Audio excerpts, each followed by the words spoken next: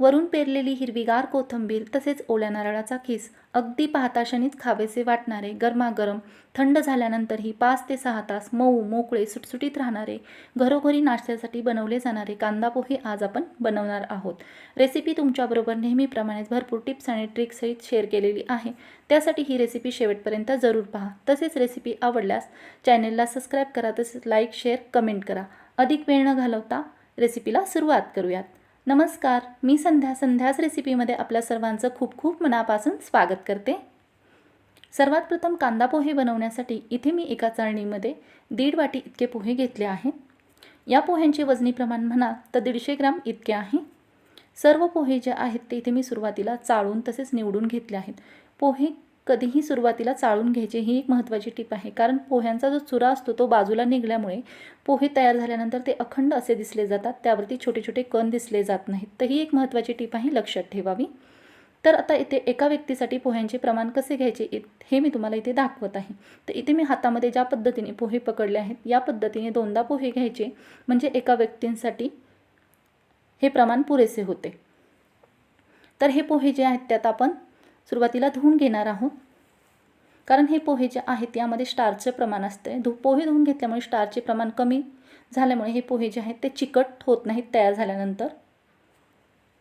तर आता हे पोहे जे आहेत ते इथे मी स्वच्छ असे धुवून घेत आहे। तर पोहे जे आहेत ते पातळ असतात, त्यामुळे पोहे धुताना नेहमी एका चाळणीमध्ये धुवून घ्यायचे, जेणेकरून पटकन ते पाणी बाजूला निथळले जाते व हे पोहे जे आहेत ते आपले चिकट न होता अगदी मोकळे सुटसुटीत असे भिजले जातात। तिथे पाहू शकता पोह्यांमधील पूर्ण पाणी निथळले गेले आहे।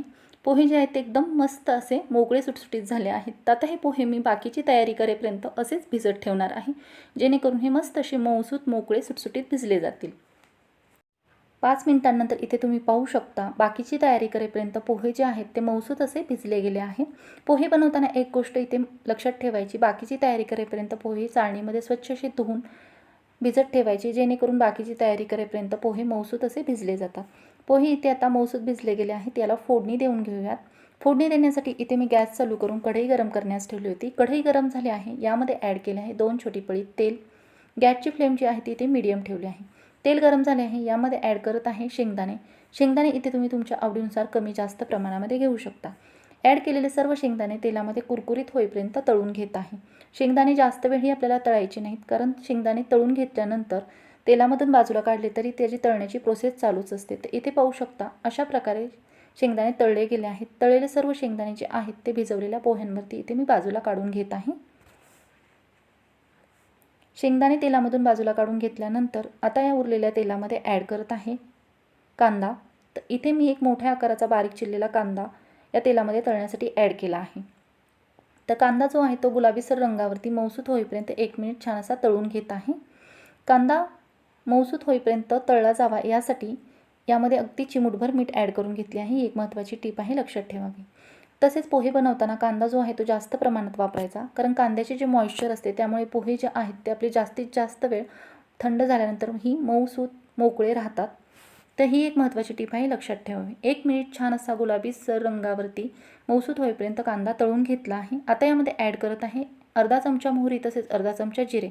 सुरुवातीलाच तेलामध्ये जिरे मोहरी ॲड केली नाही, कारण शेंगदाणे तळल्यानंतर तेलाचे टेम्परेचर जे आहे ते जास्त प्रमाणामध्ये गरम होते। तर त्यामध्ये सुरुवातीला जर जिरे मोहरी ॲड केली तर ते करपले जाते, करपल्यामुळे पोह्यांची चव जी आहे ती बिघडली जाते। जिरे मोहरी ॲड केल्यानंतर इथे यामध्ये ॲड केले आहेत 10 ते 12 कढीपत्त्याची पाने। जिरे मोहरी कढीपत्त्याची पाने आता 1 मिनिट छान असे इथे मी या कांद्याबरोबर तळून घेतले आहे। यानंतर यामध्ये ॲड करत आहे बारीक चिरलेली हिरवी मिरची। तर हिरवी मिरची इथे मी अशी नंतर ॲड करून तळून घेत आहे, कारण की सुरुवातीला जर तेलामध्ये हिरवी मिरची ॲड करून तळली तर त्या मिरचीचा सर्व तिखटपणा त्या तेलामध्ये उतरला जातो। पोहे आपले जास्त प्रमाणात तिखट बनले जातात। घरामधील छोटी मुले किंवा जास्त प्रमाणात तिखट न खाणाऱ्या व्यक्ती ते पोहे खाऊ शकत नाहीत। त्यामुळे अशा प्रकारे जर वरून मिरची तळून घेतली तर त्या मिरचीचा तिखटपणा जो आहे तो या पोह्यांमध्ये अगदी योग्य प्रमाणात समतोल राखतो। तर आता ही मिरची तसेच ॲड केलेली बारीक चिरलेली कोथिंबीर इथे मी परत एकदा 1 मिनिट छान अशी तळून घेतली आहे। फोडणीमध्ये कोथिंबीर ॲड केल्यामुळे पोह्यांना एक वेगळीच टेस्ट येते। फोडणी इथे मस्त अशी आपली तयार झाली आहे तळून। आता यामध्ये ॲड केली आहे हळद। तर हळद इथे मी 3 ते 4 चिमूट इतकीच ॲड केली आहे। ॲड केलेली सर्व हळद या फोडणीमध्ये व्यवस्थित अशी मिक्स करून घेत आहे। हळद जास्त इथे आपल्याला ॲड करायची नाही. हळद जर जास्त ॲड केली तर पोहे खूप जास्त पिवळसर असे तयार होतात, ते दिसायलाही चांगले दिसत नाहीत. तसेच पोह्यांची टेस्ट ही थोड्या प्रमाणात कडसर अशी लागते. फोडणी व्यवस्थित अशी तयार आहे. आता यामध्ये ॲड केले आहेत पोहे. तर पोहे इथे मी सगळे मोकळे हाताने सुटसुटीत असे करून ॲड केले आहे. यानंतर यामध्ये ॲड केले आहे चवीनुसार मीठ, तसेच चवीसाठी अर्धा चमचा साखर, बारीक चिरलेली कोथिंबीर. ॲड केलेले सर्व साहित्य या पोह्यांमध्ये व्यवस्थित असे मिक्स होईपर्यंत गॅसच्या मीडियम फ्लेमवरती हे पोहे मी एकसारखे सतत असे मिक्स करत हलक्या हाताने मिक्स करून घेत आहे. कारण की पोहे भिजवून घेतल्यामुळे हे मऊसूत भिजले गेलेले असतात, तर हे पोहे तुटण्याची शक्यता असते. त्यामुळे एकदम हलक्या हाताने हे पोहे मिक्स करून घ्यायचे, जेणेकरून हे तुटले जात नाहीत. पोहे व्यवस्थित असे मिक्स करून घेतले आहेत.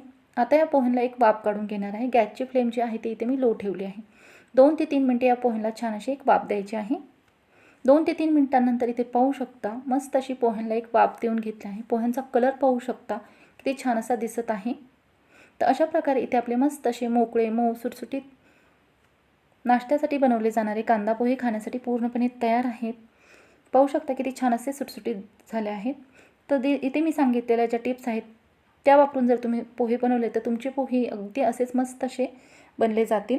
रेसिपीसाठी लागणाऱ्या सर्व साहित्यांची यादी डिस्क्रिप्शन बॉक्समध्ये दिली आहे, तिथे जाऊन तुम्ही चेक करू शकता. अशा प्रकारे जर तुम्ही पोहे बनवाल तर अगदी हे थंड झाल्यानंतरही 5 ते 6 तास असेच मोकळे मऊ सुटसुटीत राहतील. तर आता हे तयार झालेले पोहे जे आहेत ते सर्व करून घेऊयात. गॅसची फ्लेम इथे मी बंद केली आहे.